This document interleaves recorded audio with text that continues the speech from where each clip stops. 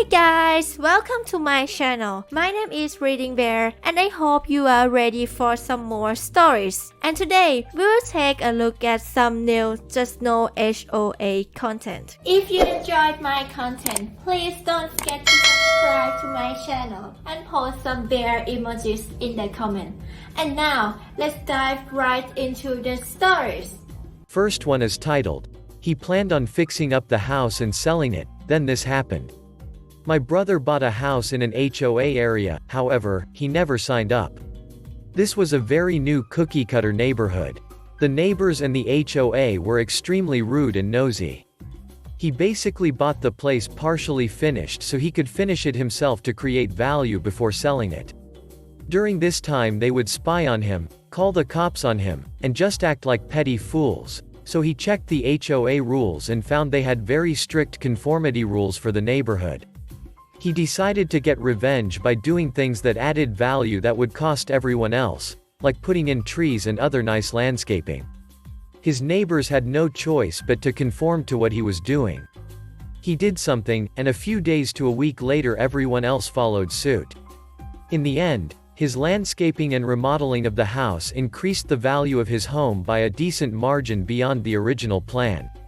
He said that in the end everyone really hated him, and was surprised that no one marched on his home with pitchforks, but in the end, he didn't care. He said if the HOA was smart enough they could have changed the rules at the first sign of trouble anyway. He was so glad to sell the place and move on. He now has a large ranch home far, far away from anyone. Next one is titled, "Flooded." My house flooded 2 months after I bought it. HOA got involved and blamed my kids putting toys down the toilet. They are too old for that. I spoke to neighbors, found out 5 houses in a row had flooded. We all got together and demanded an investigation by an independent plumber. Long story short, our HOA owns the sewage and water lines under all the houses that connect to city water. They had not been repaired for years or flushed out, and were made of a material that eroded underground. It backflowed raw sewage into the 5 houses affected and flooded the grassy areas with sewage also. All my neighbors are senior citizens. The HOA admitted responsibility and held an emergency meeting to repair damage. My house was done last and I agreed with that because the other ladies are 70 plus and wheelchair bound or disabled. I'm under 40. By time my house was done, the sewage had been wiped up from tile floor and treated with fungal chemicals, but mold was growing in master shower and carpet was destroyed. They had to replace brand new carpet in bedrooms, drywall, paint new drywall a color I chose, and re-tile my whole shower. When old shower tile was torn out, plumbing wasn't to code, so that was done too. They spent about $15,000 on my house alone. I also told the HOA never to accuse my kids again. Next one is titled, "This is a long one." I own a condominium, apartment-style individually owned units for those that aren't familiar. I could regale you with so much craziness. The HOA itself is terrible, but even worse seems to be the management companies they hire. I'll recount my first interaction with them. I first became engaged when they slapped us with a $10,000 special assessment fee soon after I moved in. Went to the meeting and it seriously felt like I was on Jerry Springer. To this day I'm still unclear on what are facts versus speculations, but at least some of it was very much real. The night before this meeting, some angry neighbor types had brought in the cops and a news organization to publicly arrest and shame the building manager and assistant, staff members for the management company hired by the board, over a large chunk of missing money. Now the manager seemed like she was maybe into some BS. But this poor assistant was a woman in her 60s that had always been very kind and helpful to me and didn't directly even do the budgets. She teared up afterwards telling me how it was the worst experience of her life, being strip searched and treated like a degenerate in jail. She quickly quit and moved to a new city. Back to that night, there is a faction of homeowners out for even more blood. Reveling in the arrests and convinced that not just both the staff, but the board members themselves must be prosecuted as well. The claims made were mainly that the management company had been making unsavory deals with contractors, leading to overcharging for work that was often inadequate. The building was out of money and out of code. The books weren't kept well. Money was certainly mishandled, but the extent of the malice was unclear. In addition, some strange events happened, such as a homeowner having new appliances swapped with old appliances immediately after purchase. AKA his property was stolen and something of lesser value put in its place. But this whole meeting was a crazy, off-the-wall screaming match full of many other accusations and personal attacks. The board, clearly overwhelmed about the whole situation, didn't have the adequate evidence to prove their innocence, and they had to play the unfortunate role of being the bridge between the management company and the homeowners. I don't personally think they were in on it, but some did. They were accused of getting kickbacks and personal favors, with one member having claims made against her that she wasn't having to pay for her parking spot. She spoke up, at this point very distressed, about how not only yes is she paying for her spot and has multiple times shown the accusers evidence of that, but that these nosy, do-gooder, a-holes were verbally harassing her every chance they got. She shared stories of the awful things people said to her and broke down in front of everyone about not feeling safe or welcome in her own home, all while actively trying to fix it through her role on the board. In the end, the building manager's whole family was tied to sketchy themes and the charges stuck. Unfortunately, we were left footing the bill of getting our building into shape. Next one is titled, "That's HOA Property." Some backstory. I live on a corner lot. On one side it's a neighborhood road and the other side is a big old public road. Part of my property has several easements and it's easy to mistake these areas as common areas, but it's all actually private property. The amount of people who assume they can use these areas of my land is mind-boggling. Every weekend there are at least 2 to 3 signs in my yard. Spa sale, gun show, real estate XYZ, moving sale, you name it. Not only do I find them trashy personally, but they're illegal per city regulation, illegal in public right-of-way, permit required, or landowner permission required. People also sometimes think they're *my* signs, where I have to stop and explain yet again to a random garage sale chaser that it's not my sale, or to city police code enforcement. The story. I removed yet another, moving sale, sign and thought nothing of it until I came out the next morning to another one, this time placed further into my yard and a suspicious angry-looking dude sitting in his car across the street. Closer inspection revealed a small note at the bottom that, the HOA approved the sign, and not to remove. Signed. A board member. Just like that. No name, phone number, just, a board member.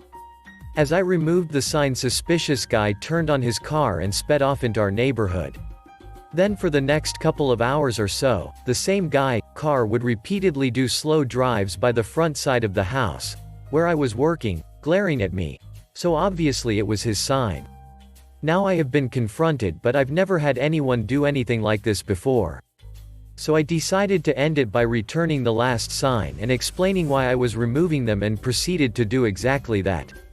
I walked until I saw the yard sale, asked if this was their sign, then calmly explained that it was a frequent error for people to assume it was open space, but it was actually my property and the city will fine me for having temporary signs in my yard. Please stop putting them there, yada yada.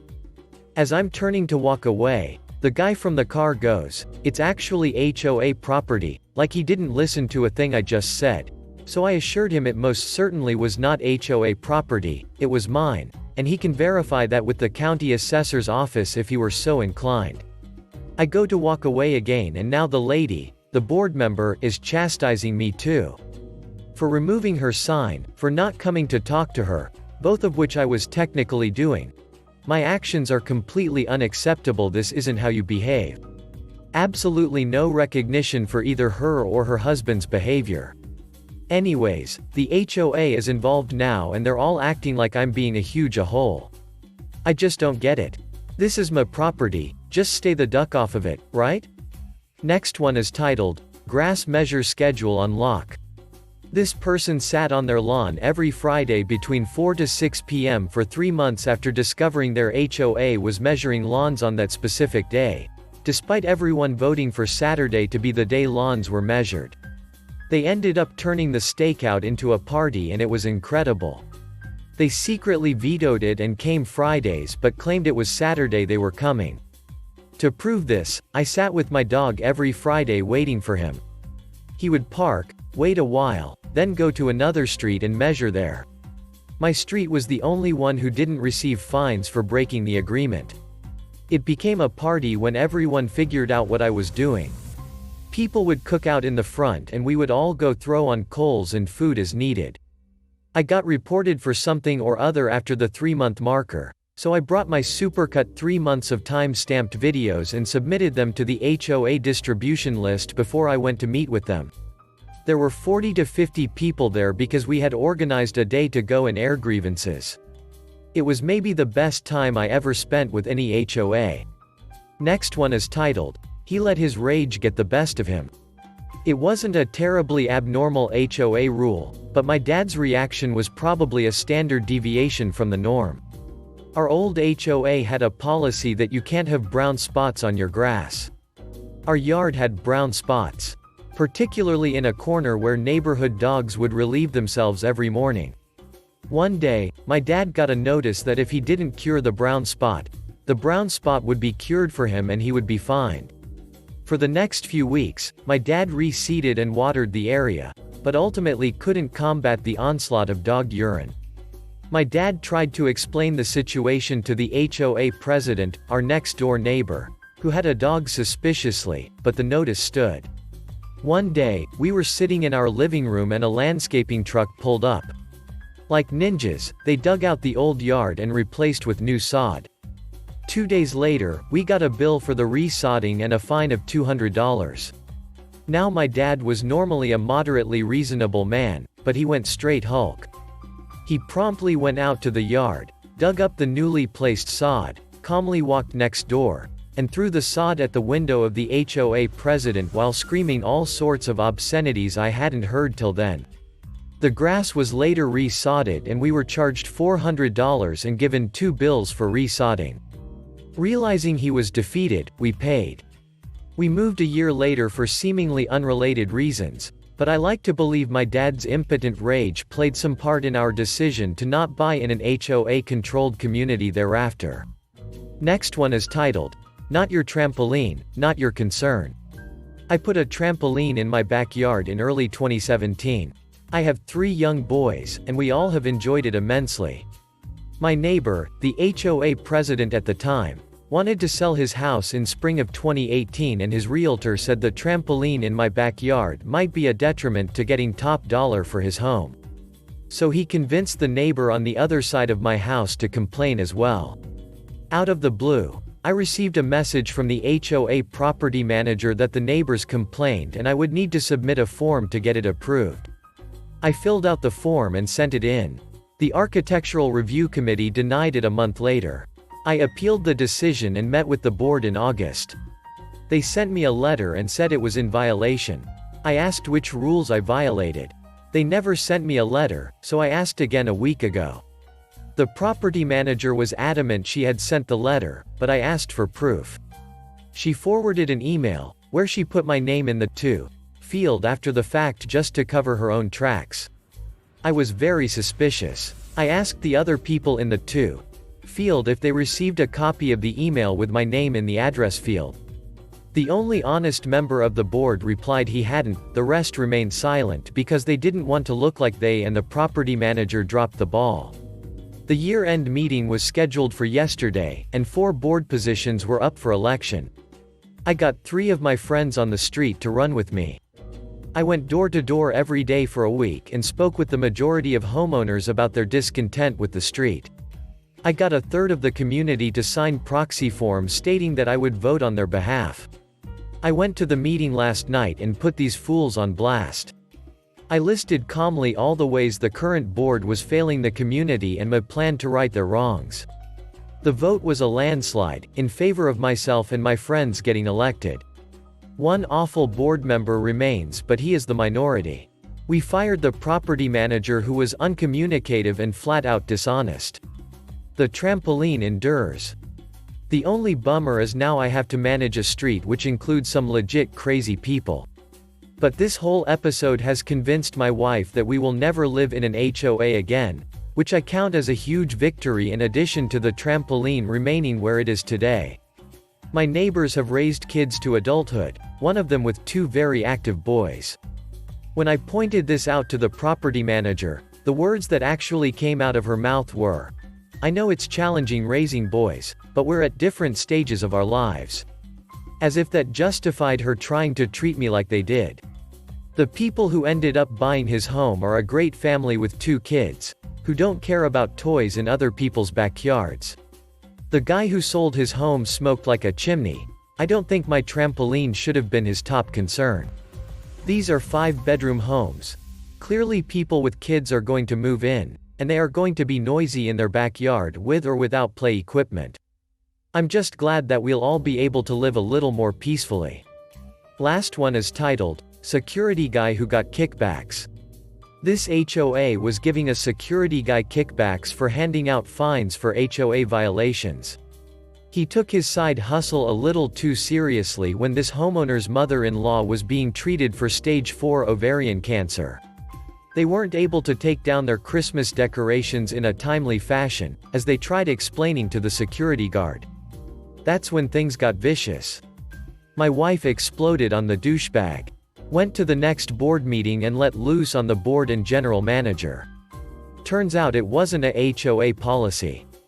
The guy worked for the security company that was hired to work the main entrance guard shack, and would get a bonus if he would patrol and hand out fines for HOA violations. This a hole would just drive around and make up his own rules and fines, and by the next meeting was fired, and a new security company was hired when the contract was up in the summer. Everything worked out in the end. Douche fired, mill cancer-free for over a year. Thanks for listening.